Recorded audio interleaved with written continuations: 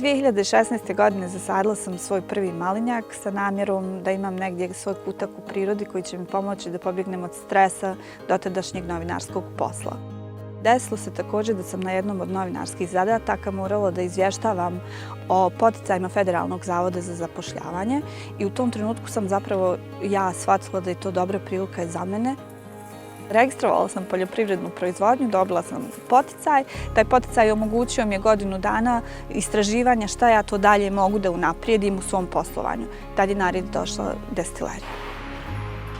Promjene koje je destilerija unijela u moj život su, osim te finansijske nezavisnosti, jeste i sreća, zadovoljstvo da konačno radim stvari koje me ispunjavaju, stvari koje su meni izazova, ja izazove volim i činjenica da se ujutru probudim sretna i da sretna idem na svoj posao. Šta je najvažnije na početku poslovanja? Istraživanje. Bilo da su u pitanju prirodni resursi koji vas okružuju i kako da ih iskoristite, ili poticaj ili bilo kakva institucionalna podrška koja vam može pomoći. Najbolja kombinacija je te dvije stvari. Moja poslovna ideja je uspjela jer je budžet prepoznao moje potrebe.